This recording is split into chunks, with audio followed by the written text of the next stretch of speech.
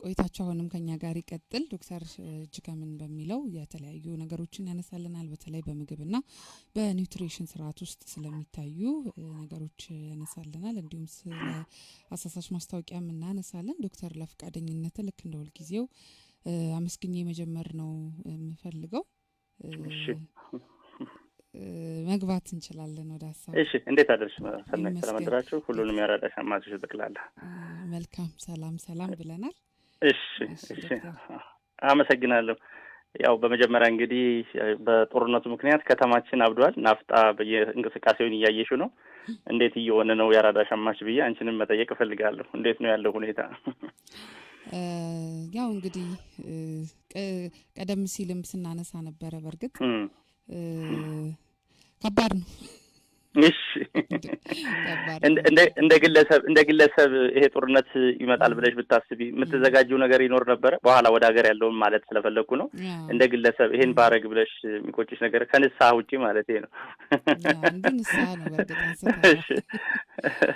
ከዛ ውጪ እንደ ግለሰብ ችግሩን ለመቋቋም በግለሰብ ደረጃ ማድረግ የነበረብን ወይም ያለብሽ ነገር ካለ ለአድማጩም ጥያቄ ነው።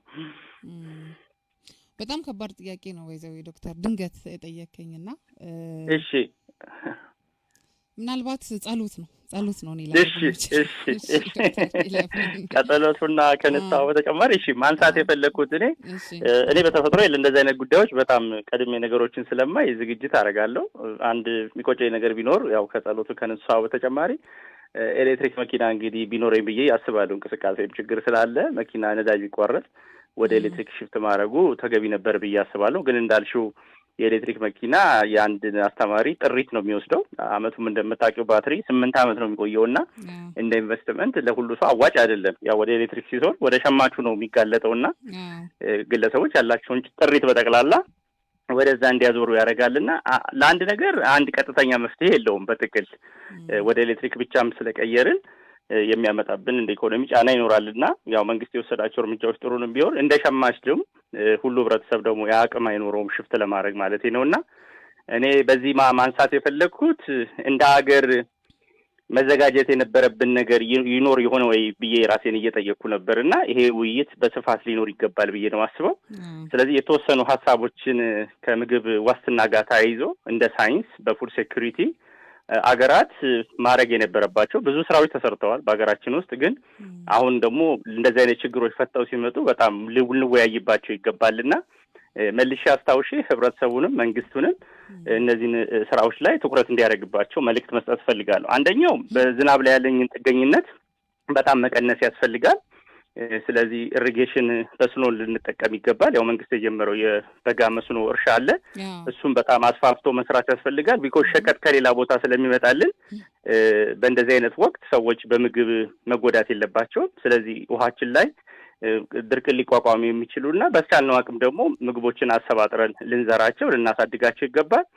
ሁለተኛው የምግብ ክምችታችንን ልናሰፋ ይገባል። በጣም እየደነገጥን ያለ ነው። ድሮ እንደምታውቂው እንግዲህ ጎተራ ሰፈር ጋር ጎተራዎች የሚዘጋጁት ለምንድን ነው? በእንደዚህ አይነት አስቸጋሪ ወቅት በሚሆንበት አትሊስት ለአመት እንኳን ልንሻገርበት የምንችል ከ6 ወር እስከ 1 አመት ያለ ልክ እንደ ዶላር ሪዘርቭ እንደሚኖረን የእህል ሪዘርቭ ደግሞ ሊኖረን ይገባልና በዚህ ላይ በጣም ልንሰራበት ይገባል ነው። ሶስተኛው የሀገር ውስጥ ማቀነባበሮች ላይ በጣም ልንሰራ ይገባል። ዘይታችን ብዙ ነገራችን ከውጪ ነው የሚመጣው።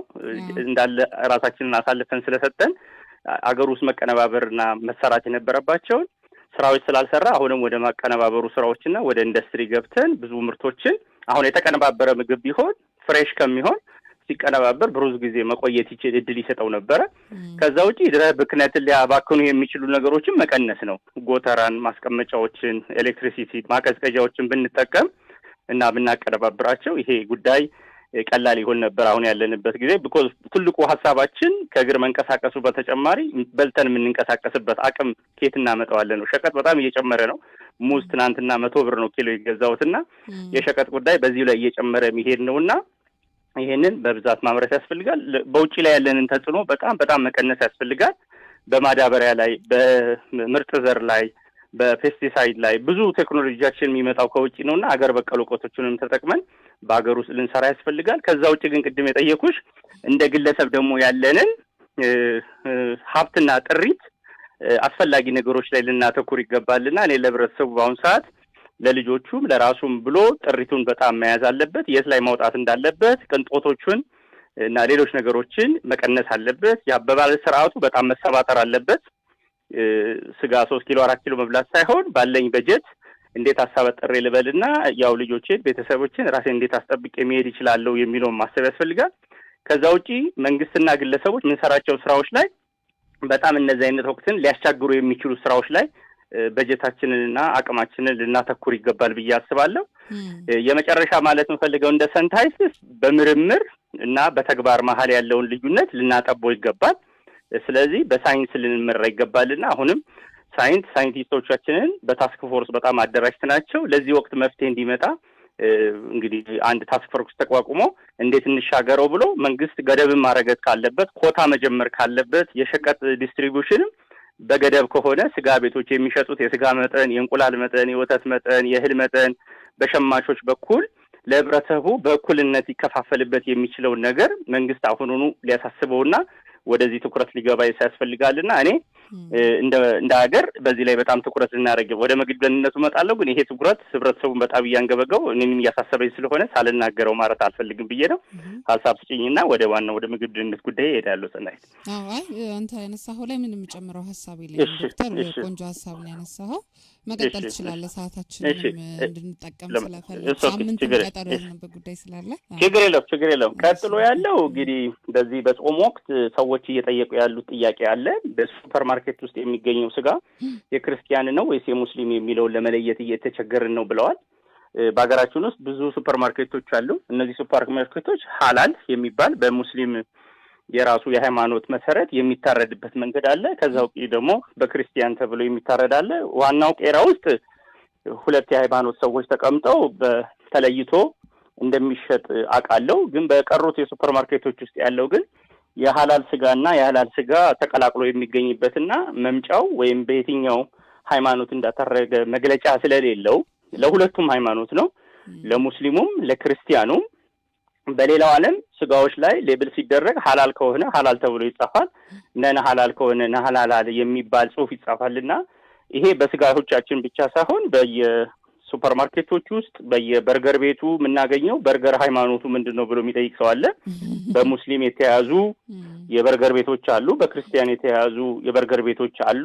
ግን የዚህ የሃይማኖት ጉዳይ የደህንነት ጉዳይ ያስጠብቃል። ከዛ በተጨማሪ ግን ምግብ ከስሜት ጋርም ስለሚያያዝ ከባህል ከሃይማኖት ጋር የሚያያዝ ጉዳይ ስለሆነ ይሄንን እያመረቱ ያሉ ሰዎች ስጋን እንዴት እንደሚለዩ አንቺም ልትነግሪኝ ትችላለሽ። እንዴት ነው ሱፐር ማርኬት ሄደሽ አንድ ሱፐር ማርኬት ብትሄጂ የምትገዢ ስጋ የምንድነው የሚለው በምን ልታውቂ ትችላለሽ? ጽሑፍ ታነቢያለሽ ወይ ተጽፎልሻል ወይስ የምታገኙ ነገር አለ ወይ የሚለውን ብትነግሪኝ። ምንም የማገኘው ነገር የለም ዶክተር። እንደውም የሚገርም አንዳንዴ ዶሮዎችን እጠቀማለሁ እገዛለሁ ከሱፐር ማርኬት እና ሁሌ ጥያቄ ይሆንብኛልና እንደውም አንዴ ቅርብ ወዳጄ አይ እንግዲህ ያው አምነን ነው የምንገዛው እና አምነሽ ግዢ ትለኛለች። ያ ማለት ያው በደፈናው ማለት ነው። ምንም የምናምነው ነገር ኖሮ ሳይሆን በደፈናው። ግን የኔም የብዙ ጊዜ ጥያቄ ነው። እንግዲህ እንደዛ ስንጓዝ መተናል። ግን መነሳት የነበረበት ትክክለኛና ተገቢ ጥያቄ ነው።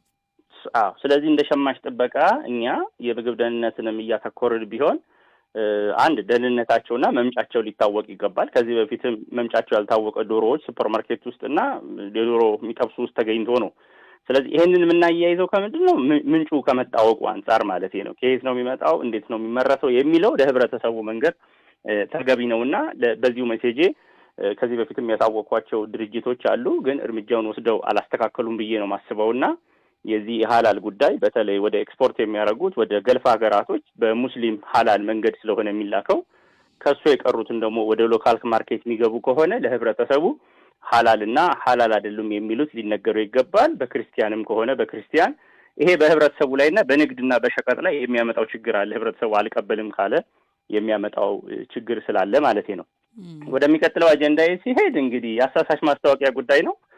አሁን ትናንትና ሰሞኑን መንግስት የወሰደው ከአርቲስቶቻችን ጋር ተያይዘው ፊንቴክ ከሚግባል ጋር ተያይዘው በተመሳ ሀሳብ ነው የምናገረው። እኔ ከዛኛው ጋር የተያያዘው ጉዳይ ማንሳት ሳይሆን በሱ ላይ የተወሰደው እርምጃ በምግብ ምርቶች ላይ እና አገልግሎቶች ላይ እንደዚህ እየተታለልን አይደለም የሚለውን ሐሳብ ብትሰጪኝ። ተታለሽ ታውቂያለሽ ወይ?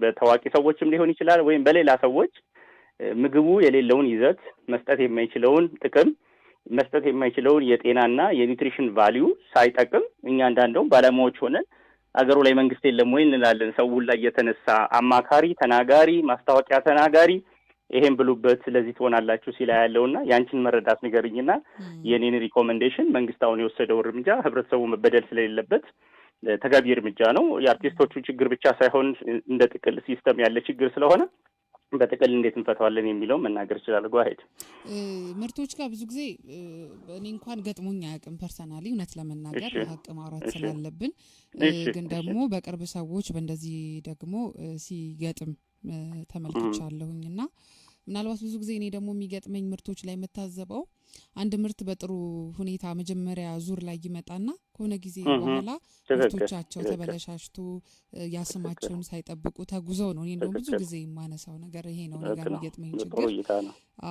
ከዛ በዘለለ እኛም በአራዳ ሸማች ብዙ ጊዜ የምናነሳው ነው አሳሳች ማስታወቂያዎችን በተመለከተ ሰዎች መታለል እንደሌለባቸውና አንዳንድ ነገሮችን እናነሳለን እኛም። በሙያ ያየዋቸውን እንግዲህ እንደ ምግብ ባለሙያነቴ ሚዲያውንም ምኑንም መከታተለውና አንድ ምሳሌ መስጠት ፈልጋለሁ። ምሳሌውን ቀጥታ ግለሰቦችን ማንሳት ፈልጌ ሳይሆን አንድ ምርት ማስታወቂያ በታዋቂ ሰው የተዋወቀ ነውና መቀንጨር ይዞኛል። የቀነጨርኩት ጎመን ሳልበላ ቀርቼ ነው። ስለዚህ የዚህን ጎመን ከበላችሁ መቀንጨርን ትፈታላችሁ በሚል ግሪን ዎሺንግ እንለዋለን። አንድን ሀሳብ ከሌላ ሀሳብ ጋር በመቀላቀል ሰዎች ስለመቀንጨር እያሰቡ ግን ሀሳቡ አንድ ምርትን ስለመሸጥ ነው። ጎመንና ይሄ ምርት አረንጓዴ ምስል ነው ያላቸው፣ ምንም አይገናኙም። ምርቱ አረንጓዴ ነው። ጎመን ብሉ ደግሞ የሚለው ሰዎችን በዚህ ምስኪንነት እኔም ቀንጭሬ ያለው ለዚህ የበቃሁት ምግብ ባለማሰባጠሬና ችግሬ ግን እንደ ኒውትሪሽን ያለብኝ ጎመን በመጎራረስና በመብላት የመቀንጨር ችግርን በሀገራችን እንፈታለን ወደሚልና ጎመን ብሉና እንደኔ ቀንጭራችሁ አትቀሩም የሚለው በጣም በሚያሳዝነኝ ሁኔታ ብዙ የምግብ ባለሙያዎች የተገኙበት አምባሳደሮች የተገኙበትና በሀገራችን መንግስትና ሰውና ባለሙያ ለሚያይ ብዬ በጣም ያዘንኩበት በፌስቡክ ፔጅ ወይም መልእክቱም በግልጽ ለአርቲስቱም ለመንግስትም አካላት ለተሳተፉትም በጠቅላላ ግልጽ ማስተካከያ እንዲወስዱ እኔ ብቻ ሳይሆን ሌሎች የምግብ ባለሙያዎች እንደ ማህበር ማስተካከያ እንዲወስዱ አድርገናል። ያንን በማሰብ በአጭር ጊዜ ውስጥ ለማስተካከል ሞክሯል። ይሄ አንድ ምሳሌ ሰጠውሽ እንጂ ለእንደዚህ ብላ እንደዚህ ትሆናለህ፣ ከቀንጨራለህ፣ ትወፍራለህ እያሉ ከሙያዊና ተግባራዊ ያሉ ነገሮችን ልክ አሁን እንደተወሰደው እርምጃ በምግብና በኒውትሪሽን በተለይ ለዳይት እንደዚህ ትሆናላችሁ፣ ይህን ምርት ብሉ፣ ቁመታችሁ ይጨምራል፣ አልፎም ለብዙ ነገር ይጠቅማችኋል የሚሉ አሉ። ከዚህ ጋር እየሄጄ ግን የማይመለከታቸው ባለሙያዎችም በአገሬ በጣም አዝናለሁ። ሜዲካል ዶክተሮች ያው ደሞዛቸው ትንሽ ስለሆነ አንዳንድ እርጎ ይዘው ይሄን እርጎ ብሉ ብለው የሚያስተዋውቁ ስቴቶስኮፕ እና ጋዋን ለብሰው የሚያስተዋውቁ ሜዲካል ዶክተሮችንም አገራችን ውስጥ ታይቷልና ይሄ የአሳሳች ማስታወቂያ ጉዳይ በድርጅቶቹ ብቻ ሳይሆን በአርቲስቶች ብቻ ሳይሆን በሙያ ውስጥም ያለ ችግር ነውና ይሄንን ችግር የራሱ አንድ ባለሙያ ማስታወቂያ ለማነገርና እንዶርስ ለማድረግ ስለ ምርምር ስለ ጥናቱ ሂደት ማካሄድ አለበትና እነዚህን ማስተካከያዎች አሁንም በቲክቶክ በተለያየ መንገዶች ህብረተሰቡ በጣም እየተበዘበዘ ነውና የአሳሳች ማስታወቂያ ጉዳይ በጣም ሊስተካከል ይገባል ለማለት ነው ፈልገው። ለዛሬ ይሄ በቃኛል ብዬ አሰብኩ። አመሰግናለሁ። ሰናይት። መልካም ዶክተርነት ሰፊ ሀሳብ ነው ያነሳልን። ሁሌም ቅዳሜ ላይ በጉጉት ነው የምጠብቀው ያንተን ሰዓት በትኩረት በርካታ ነገሮችን ነው የምታነሳለን። ከልብ አድርጌ ነው ማመሰግናለሁ ዶክተር። እሺ መልካም ቀን። የተወደዳችሁ አድማጮች አሁንም ቀጥለናል። ከኛ ጋር እስከ ቀሪዋ ደቂቃ ድረስ አሁንም አብራችሁን ቀጥሉ። የተለያዩ መረጃዎችን እያነሳን ቆይታ እናደርጋለን። ምናልባት ባለችው 4-5 ደቂቃ ከቆመላቸው ጋር የተወሰነ ሀሳብ አንስተን የመሰነባበቻ ሰዓታችን ስለደረሰም እኛም ወደዚያው ነው የምናመራው። እንግዲህ በርካታ ርዕሰ ጉዳዮችን ከነዳጅ ጋር ያለውን ጉዳይ እንዲሁም ደግሞ የተለያዩ በርካታ መርከቦች ሜጃተው ስለቆማቸው የምግብና ኒውትሪሽንም ጉዳይ በተመለከተ አነሳን። እንዲሁም ደግሞ የሆርሙዝ ወሽመጥ በዓለም አቀፍ የነዳጅ ንግድና ጂኦፖለቲካ ውስጥ እጅግ ወሳኝ ስፍራ መሆኑ ይታወቃል። ኢራን እንግዲህ ይህንን በር ሙሉ በሙሉ መዝጋቷ እንዲሁም ደግሞ በዓለም ኢኮኖሚ ጸጥታ ላይ እያስከተለ ያለው ቀውስ ቀላል የሚባል ካለመሆኑ ጋር በተያያዙ በርካታ ሀሳቦችን እያነሳን ከእናንተ ጋር ቆይታ አድርገናል። ቁሜን መስመር ላይ መልሼዋለሁ። ሄሎ መልካም ቁሜ፣ እንግዲህ የተወሰነች ደቂቃ ናት የምትቀረን፣ መልእክቶችም ስላሉን 1-2 ደቂቃም ቢሆን አውርተህ ብትወጣ ይሻላል ብዬ ነው። እንደው ማንሳት የምትፈልገው ካለ ቀጥታ ወደ አንተ ልስጥ። መልካም ዶክተር፣ በጣም ትልቅ ነጥብ ነው ያነሱት። በጣም ወሳኝ ነገር ነው።